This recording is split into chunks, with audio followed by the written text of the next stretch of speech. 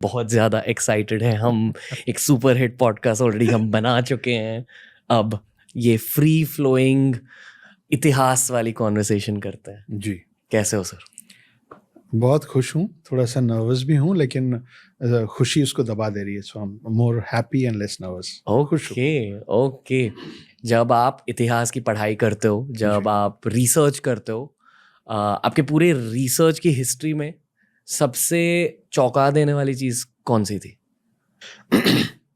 सो 4 युग जो हैं, मैं इस बात से ही मतलब सरप्राइज तो इस बात का भी है कि आश्चर्य इस बात का भी है कि बहुत सारे लोग हमारे अभी के जनरेशन में दशावतार और 7 चिरंजीवियों को एक मानते हैं।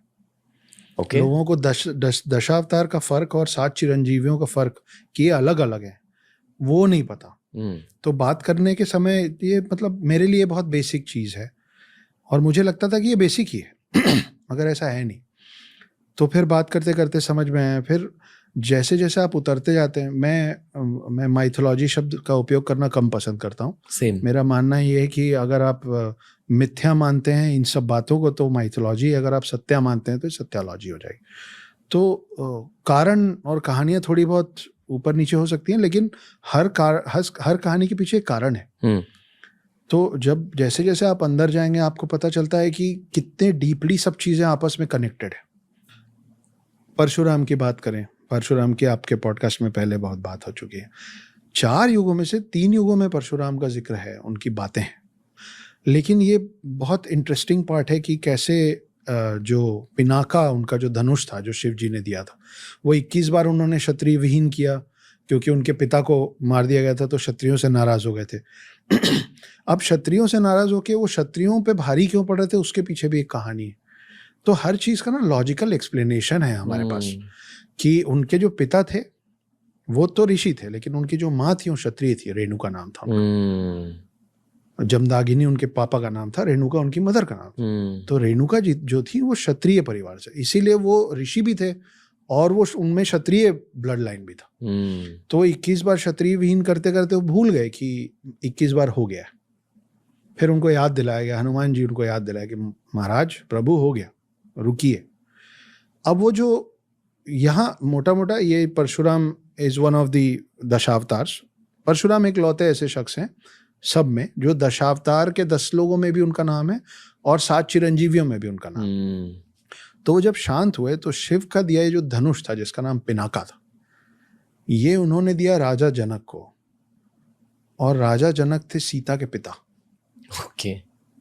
और उसकी प्रत्यंचा जो पीछे वो डोरी लगती है उसको उतार दिया उन्होंने कहा कि जो इसकी प्रत्यंचा चढ़ा लेगा वो सही वर होगा। ये बोल के वो चले गए महेंद्र पर्वत में तपस्या करने। सालों साल बीत गए क्योंकि त्रेता युग जो है, जो सेकंड युग है, ये भी एक कन्फ्यूजन है।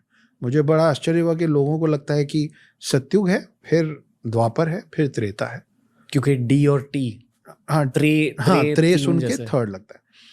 तो त्रेता युग की शुरुआत में जो पहले अवतार हैं वो परशुराम, और त्रेता युग के जो आखिरी अवतार हैं वो राम है। तो त्रेता युग जो है वो है कुछ 8,96,000 सालों का, 8,64,000 ईयर्स। तो कहाँ वो पहले अवतार हो, कहाँ, तो इनमें बहुत बड़ा गैप है। तो इतने साल बाद फिर जब वो फिर राम बड़े हुए, सीता आई धरती पे, और फिर वो प्रत्यंचा चढ़ाते समय वो धनुष टूटा। तो फिर परशुराम नाराजगी से आए राम को मारने, और लक्ष्मण तो हैं ही गुस्सैल, तो ये दोनों आपस में लड़ लिए थे। फिर उनको पैसिफाई किया गया, उनको समझाया गया कि आप भी विष्णु अवतार हैं, आप भी विष्णु अवतार, मिल के चले गए। लेकिन परशुराम की गाथाएं महाभारत काल में भी हैं। तो अगर भाई बोलते हैं ना कि इमॉर्टल हैं तो बार बार आएंगे। तो फिर भीष्म पितामह, सूर्यपुत्र कर्ण और द्रोणाचार्य, इन तीनों के युद्ध गुरु जो हैं, और वो एकलव्य स्टाइल नहीं कि भाई द्रोणाचार्य की मूर्ति लगाई सीख गए, नहीं, फिजिकल प्रेजेंस के साथ इन तीनों को तैयार करने वाले फिर परशुराम। तो एक और बाद में एक अध्याय आता है जहाँ परशुराम और भीष्म पितामह का युद्ध होता है, और भीष्म पितामह जीत जाते हैं, हरा देते हैं परशुराम।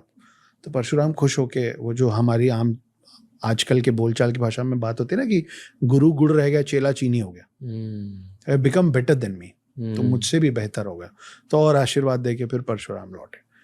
तो ये बहुत, अभी भी जो हम बात कर रहे हैं